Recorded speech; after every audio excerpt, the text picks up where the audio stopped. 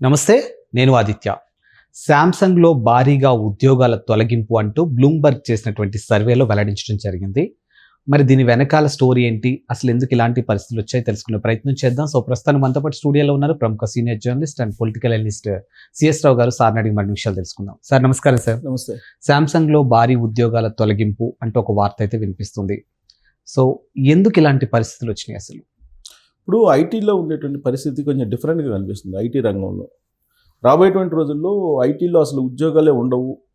ఒకవేళ ఉద్యోగాలు ఉన్నప్పటికీ కూడా శాలరీస్ ఎక్కువ తీసుకునేటువంటి వాళ్ళని ఉంచరు అనేది ఒకటి వినిపిస్తుంది. ఇప్పుడు ఏంటంటే ట్రాన్స్మిషన్ పీరియడ్ నడుస్తుంది ఐటీలో అనేది వినిపిస్తుంది. ప్రతి 10 సంవత్సరాలకు ఒకసారి ఇలాంటి పరిస్థితి వస్తుంది అనేది. ఇప్పుడేంది ఆర్టిఫిషియల్ ఇంటెలిజెన్స్ దీనివైపు వెళ్ళిపోతున్నారు. Artificial intelligence, cyber network, cyber సెక్యూరిటీతో పాటు ఐఓటీ, తర్వాత డేటా అనాలిసిస్, వీటిలో కొంచెం ఉన్నాయి. మిగతా సెక్టార్లో అన్నీ తగ్గిపోతున్నాయి అనేది ఆల్రెడీ అన్ని కంపెనీలు, మల్టీనేషనల్ కంపెనీలు అన్నీ కూడా ఉద్యోగుల్ని బెంచ్ మీద పెట్టినాయి. చాలా వరకు బెంచ్ మీద పెట్టినాయి. రాబోయేటువంటి రోజుల్లో ఇంకా కూడా ఎఫెక్ట్ పడుతుంది అని చెప్పి అంటున్నారు. దానికి కారణం ఏంటంటే వరల్డ్ వైడ్ జరుగుతున్నటువంటి యుద్ధ వాతావరణం.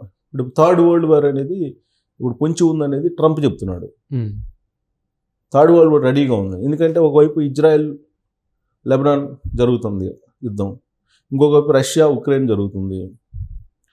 అంటే వాళ్ళకి యుద్ధం జరుగుతుంటే మనకెందుకు అని అనుకోవచ్చు. కానీ ఒకరికొకరికి మధ్య నీకు రిలేషన్స్, వాణిజ్య సంబంధాలు ఉంటాయి, ద్వైపాక్షిక సంబంధాలు ఉంటాయి, వాణిజ్యపరమైన సంబంధాలు ఉంటాయి. వీటి కారణంగా ఒక దేశంలో ఏదైనా జరిగినప్పుడు దాని యొక్క ప్రభావం ఖచ్చితంగా మిగతా దేశాల మీద ఉంటాయి. ఇప్పుడు ఇజ్రాయెల్, అమెరికా సపోర్ట్ చేస్తుంది. రాబోయేటువంటి రోజుల్లో రష్యా కూడా రంగంలో దిగి ఇప్పుడు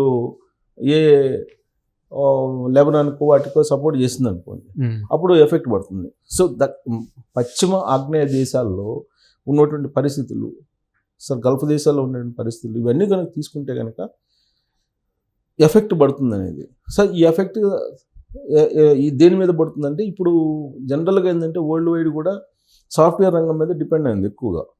ఇంతకుముందు ఒకప్పుడు వ్యవసాయ రంగం ఏ దేశంలో బాగుంటుందో ఆ దేశం బాగా సంపద కలిగి ఉండే దేశంగా భావించేవాళ్ళు. కానీ ఇప్పుడు ఏంటి, ఇన్ఫర్మేషన్ టెక్నాలజీ వచ్చిన తర్వాత, సాంకేతికత పెరిగిన తర్వాత ఐటీ రంగం ఎక్కడైతే బాగుంటుందో అక్కడ బాగుంటుందండి. ఇవాళ అమెరికానికి టెక్కీలే కదా, టెక్నాలజీ కదా, సాఫ్ట్వేరే కదా, దానికి మూలం కూడా సాఫ్ట్వేరే. మొత్తం అక్కడ ఇన్నోవేషన్ అంతా అక్కడే వస్తుందని, మేధో సంపత్తి అంతా అక్కడ ఉంది, క్రీమ్ అంతా కూడా అని చెప్పి అంటున్నారు కదా.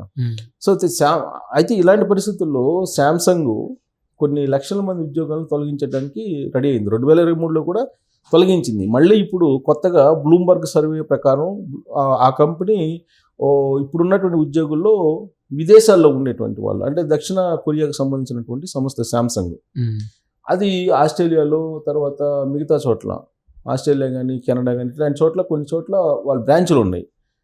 వాళ్ళల్లో దాదాపు 150,000 మంది విదేశాల్లో ఉన్నారండి. అంటే నాన్ దక్షిణ కొరియా దేశాల్లో ఉన్నారు. వాళ్ళల్లో దాదాపు 150,000 మంది ఉన్నారు. వాళ్ళలో ఆల్మోస్ట్ 10% తొలగించడానికి ఆల్రెడీ ఫైల్ సిద్ధమైపోయింది. రేపు మాపు తీసేస్తారని అంటున్నారు. ప్రధానంగా చిప్ మెమరీస్ తయారు చేస్తుంది శాంసంగ్. హార్డ్వేర్ ప్లస్ సాఫ్ట్వేర్ సంబంధించి కొన్ని రిలేటెడ్ ఉంటాయి. సో ఆ సంస్థ ఇప్పుడు యాక్చువల్గా ప్రపంచవ్యాప్తంగా కూడా చిప్పులు మ్యానుఫ్యాక్చరింగు, హార్డ్వేర్ అనేది బాగా పాపులర్. ఇప్పుడు నరేంద్ర మోడీ గారు ఏమంటున్నారు, రాబోయేటువంటి రోజుల్లో భారతదేశం మొత్తం చిప్ మ్యానుఫ్యాక్చరింగ్ హబ్గా మారాలని చెప్పి అంటున్నారు. అందుకే ఇప్పుడు టీసీఎస్ కానీ వీటన్ని పెట్టుబడులు పెట్టేస్తున్నారు. మన ఈ మధ్య కూడా వేరే కంపెనీతో 150,000 కోట్లతోటి దాదాపుగా ఆయన గుజరాత్లో ఏదో ఒక దాన్ని ప్రారంభం కూడా చేశారు. ఇలాంటి సందర్భంలో శాంసంగ్ లాంటి పెద్ద సంస్థ ఉద్యోగాలు తీసేయడం అనేది టెక్కీలకు ఒక రకంగా అది జర్క్ ఇచ్చేటువంటి న్యూస్ అనుకోవాలి. ఇప్పుడు ఒకవైపు శాంసంగ్ ఏమో ఉద్యోగులు తీసేస్తుంది. దాదాపు 6,50,000, 7,00,000 మంది ఉన్నారు ప్రపంచవ్యాప్తంగా దానికి ఉద్యోగులు. దాంట్లో దాదాపు లక్షల మందిని తీసేసే పరిస్థితి ఏర్పడింది ఇప్పుడు శాంసంగ్కి. సో ఇలాంటి పరిస్థితి కొన్ని కంపెనీలో ఉన్నాయి. ఇప్పటికీ కూడా ఇన్ఫోసిస్ చాలా మందిని బెంచ్ మీద పెట్టుంది. పెద్ద కంపెనీలు నేను చెప్పేది. యాక్సెంచర్ బెంచ్ల మీద పెట్టింది, కొంతమందిని తీసేశారు. టీసీఎస్ లాంటి కంపెనీ కూడా తీసేదానికి ఈ మధ్యకాలంలో అసలు ప్యాకేజీ, వాళ్ళు ఇచ్చినటువంటి ప్యాకేజీని సోషల్ మీడియాలో పెట్టి ఇంత పెద్ద కార్పొరేట్ సంస్థ నెలకి 25,000 నుంచి 30,000 ఇవ్వడానికి ప్యాకేజీ ఇచ్చారని చెప్పి ఒక టెక్కి సోషల్ మీడియాలో వైరల్ అయింది. పెద్ద పెద్ద కంపెనీలే ప్యాకేజీలు కూడా ఎక్కువ ఇవ్వట్లా.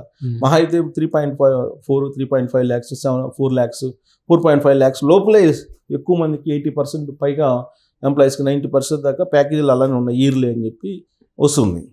సో ఇలాంటి పరిస్థితుల్లో కొన్ని కంపెనీలు ఇప్పుడు గూగుల్ కానీ లేదంటే అమెజాన్ కానీ ఇవన్నీ, ఇప్పుడు అమెజాన్కి సంబంధించి తాజా న్యూస్ ఏంటంటే అసలు మేము వర్క్ ఫ్రమ్ హోమ్ చేయము, వర్క్ ఫ్రమ్ హోమ్లో చేస్తాము, మేము ఆఫీస్కి రాము అని చెప్పి వాళ్ళు అల్టిమేటం ఇచ్చారండి లేటెస్ట్గా అమెరికాలో ఉన్నటువంటి సిచ్యువేషను.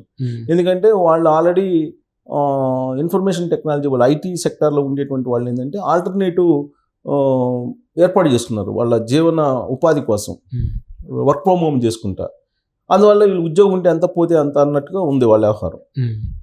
ఐటీ కంపెనీల పరిస్థితి వాళ్ళకి కూడా అర్థమైపోయింది. ఏ రోజైనా తీసేస్తారు, ఏ రోజైనా బెంచ్ మీద పెడతారు, ఏ రోజైనా పింక్ స్లిప్ ఇచ్చేయడం అవకాశం ఉందని చెప్పి అర్థమైపోయింది. దాంతో వాళ్ళకి ఆల్టర్నేటివ్ తయారు చేసి పెట్టుకున్నారు. అందుకే ఇప్పుడు అమెజాన్ లాంటి కంపెనీలు మీరు రండి ఆఫీస్కి వారానికి 5 రోజులు రమ్మంటే మేము రాం అని చెప్పి దాదాపుగా 90% ఉద్యోగులు రివర్స్ అయ్యారు అమెజాన్కి. ఇప్పుడు అసలు ఉద్యోగాన్ని వదులుకోవడానికి 80% రెడీగా ఉన్నారు.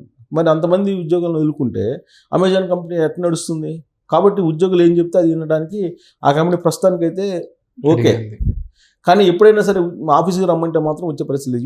ఈవెన్ యాక్సెంచర్ కానీ లేదంటే TCS కానీ లేదంటే ఇన్ఫోసిస్ కానీ వీళ్ళు కూడా ఆఫీసులకి తీసుకురావడానికి చాలా ఇబ్బంది పడుతున్నారు.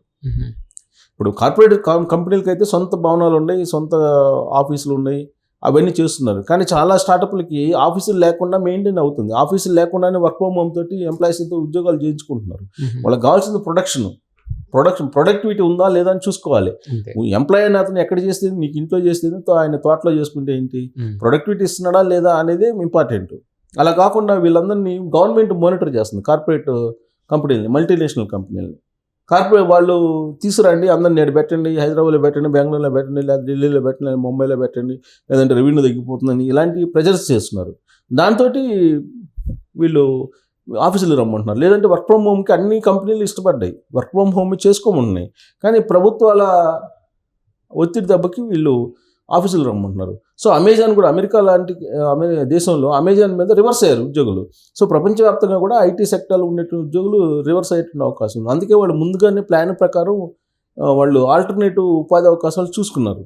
ఇప్పుడు శాంసంగ్లో కూడా ఇప్పుడు లక్షల ఉద్యోగాలు తీసేయడానికి సిద్ధపడుతున్నారు. శాంసంగ్ లాంటి కంపెనీ నీకు లక్షల ఉద్యోగాలకి తీసేయడానికి సిద్ధపడుతుందని అంటే రాబోయేటువంటి రోజుల్లో ఖచ్చితంగా టెక్కీలకి ఇబ్బందికరమైనటువంటి పరిస్థితులు ఉండేటువంటి అవకాశం ఉంది. ఆర్టిఫిషియల్ ఇంటెలిజెన్స్ వచ్చి కంప్లీట్గా అసలు మార్చేస్తుందని అంటున్నారు. ఈ ఐటీ అనేది లాంగ్ రన్లో ఉండదు, ఇంకొక మహా అయితే బాగా ఉంటే 10 సంవత్సరాలు అంతకు మించి ఉండదు అని చెప్పి ఒక అంచనా వేస్తున్నారు. ఇప్పుడు ఆర్థికవేత్తలు కానీ లేదంటే ఈ సాంకేతిక నిపుణులు కానీ వీళ్ళందరూ కూడా అసలు మరొక ఎండ్లోకి వెళ్ళిపోతాము, అంటే మరొక ప్రపంచంలోకి వెళ్ళిపోతున్నాము, ఇవన్నీ ఉండవు అని చెప్పి అంటున్నారు. సో ఈ 10 సంవత్సరాలు రాబోయేటువంటి రోజులు ఇంకా ఐటీ సెక్టర్ కొంత గడ్డు కాలం అని చెప్పి చెప్పొచ్చు మనం.